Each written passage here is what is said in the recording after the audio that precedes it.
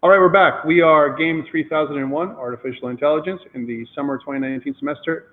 And we're week 2, part 3 of our broadcast. We're going to talk about the challenge solution.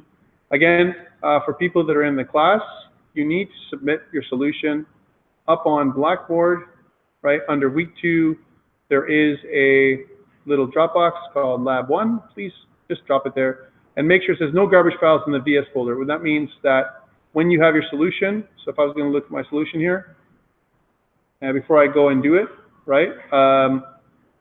If you look in your folder in File Explorer, you can see that I have in my template v2 this .vs folder. Normally, this is hidden. You have to expose it by going to Control Panel and going to your folder options and showing hidden files and folders, right? Or else you'll never see this file. But if you go into the .vs folder, you see that there's a template folder. That's the name of the project. And inside there, you have something called V15, which is for Visual Studio version 15 or 2017. That's what it is. The Visual Studio 2019 is V16. Who cares? But in this folder, you can't delete the whole folder. You need to keep the .sco file, but you should get rid of this one, and anything in the IPCH folder. So notice how big this is. The database, the DB file, is like, I don't know, 45 megs, something like that's huge.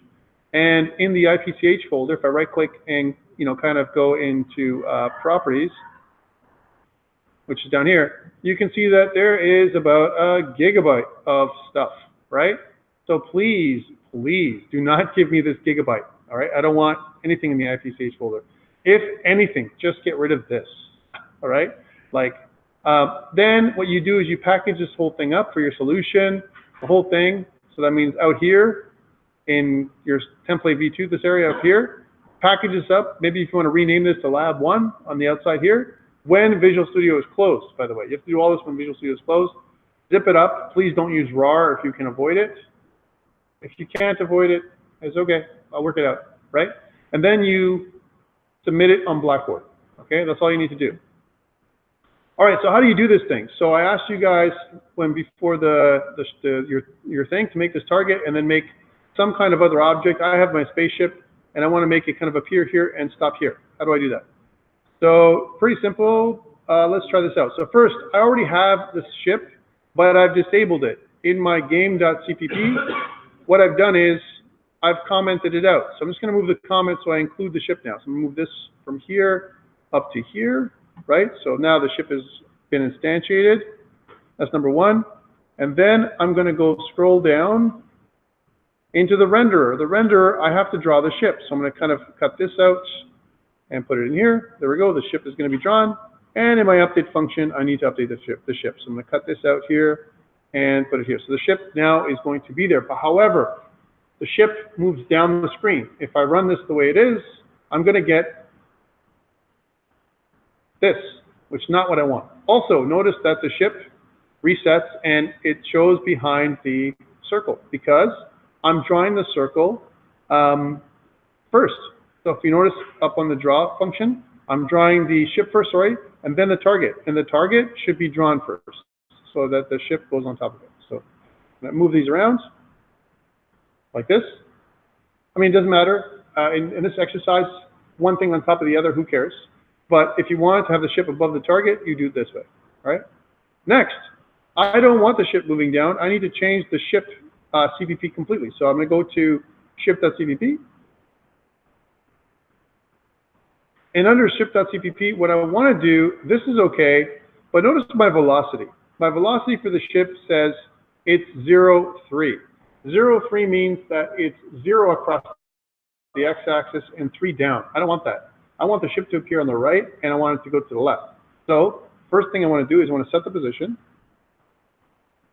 I want to set the position of my ship to a vector 2 position, which is around, I don't know, 500. So 500. I'm going to put that 0f. And then 100.0f. Really easy. There we go. And once I have that, that's the starting position, and I want it to move to the left. So instead of going down like this is going, I'm going to move to the left -3. So -3.0 to the left and 0 down. So I'm not moving it down anymore. All right. I also don't want to reset my ship because resetting it will put it off screen. So I don't want this to happen at all. So I'm just going to comment it out. Okay. So right now it's set at 500, 100. It's supposed to move to the left 3 pixels per frame and down 0 pixels per frame. Cool. That's number 1. 2, now that I got that going, I need to modify, let's take a look at this, the draw function. Draw function stays the same. It still draws it the same way, so that doesn't change. I still want to move and I still want to check bounds, but I never want to reset. So in my move function, how about this? Does this look right? I have my new position is equal to my position of my ship, right? The position of my ship plus the new velocity, which is going to basically move the ship to the left every frame, right? That's what's going to happen. So that doesn't have to change. How about my check bounds? Oh yeah, that definitely has to change. So now what I want is something like this. Let's get rid of this. And this is where I'm going to run into some trouble. Okay, so I want to do this. I want to say that my X position has to be less than or equal to, oh man, how do I get access to that target? I have no access because the target object is only available and accessible in the game.h file. So if you notice, the game.h file specifies that the target is a private member variable, right? I want to get access to this, but I don't want to expose it in the public section. I need a public getter function, right? So I'm going to create it. I'm going to go down here and go, all right, I want to return something that is the position. Chances are it's a vector2 object that I want to return. So I want to say glm vec2, and I'm returning, that's what I'm returning, and then the thing is going to be called get target position. Okay, now this get target position function hasn't been written. I'm going to write it now, right? So notice I can use this same little light bulb to go create definition. And let's go to the game.cpp file. So let's go to the definition. Here it is. Notice right now it's just returning a blank vector2. I don't want that. What I wanted to return actually is m_p, right, target dot get position. That's really all it is, right?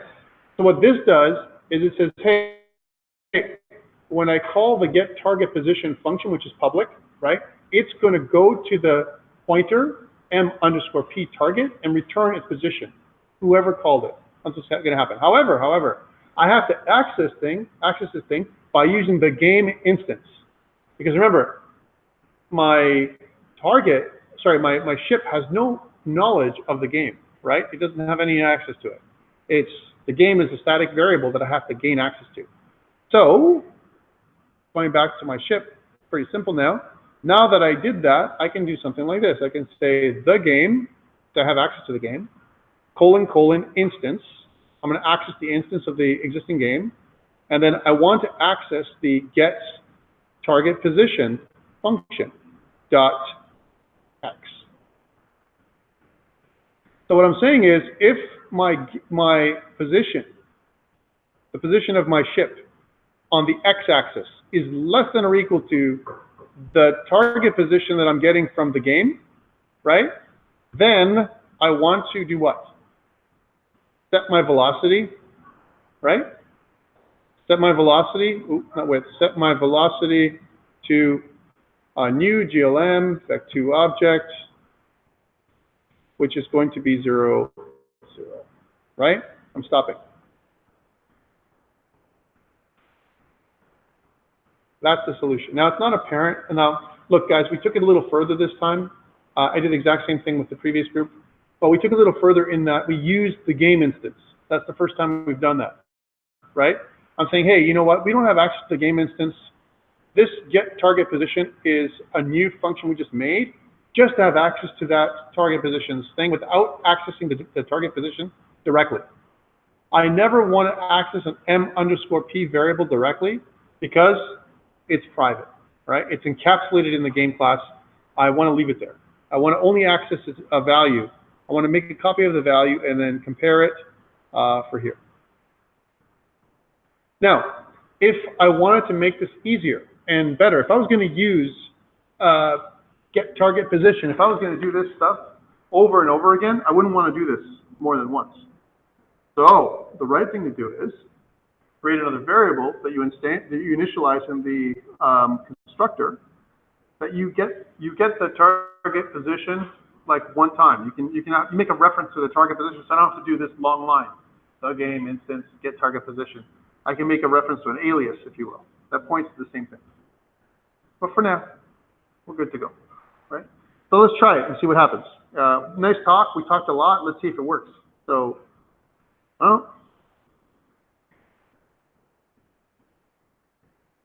so it's going to build and compile and stop.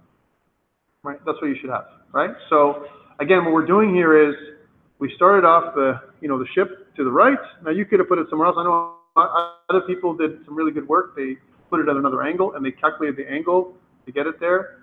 Yeah, you could do it that way too. It's more complex. We'll handle all that other vertical movement and stuff next week when we do real arrival and all the other stuff, real stuff. This is the preliminary stuff to get you going. Next week we're going to move this ship right on the target by doing some kind of seeking behavior. Right, I'm going to seek towards the target. I'm going to arrive at the target. I'm going to avoid the target. I'm going to move the target at random positions. Right. And it's going to keep on seeking the target over and over again. And the target's going to jump from this position to that position to the other position. We're going to do a lot of little tests like that. But first, we have to set up all this stuff. This is the pre-work this week and last week of getting things going before you guys can do anything else. So this is what to do tonight. You can also make this, do it on Friday, tomorrow by midnight. The challenge for you guys is not that I want you to necessarily do this on your own.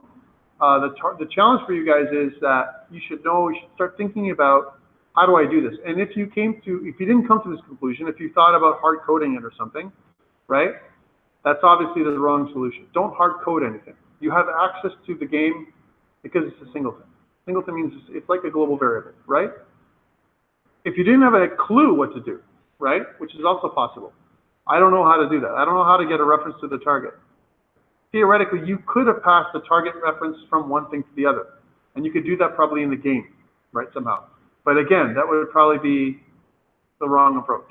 Like example, in the update function, I could pass, some way of passing values from one constructor to another. I don't recommend that, right? This is, to me, the cleanest way of doing it. By the way, there's other solutions to this problem. And this is just one of them. All right, any questions around this? Again, this is what's due. If you get it done by tomorrow by midnight, you do this, clean it up and send it in, you're good to go, yeah.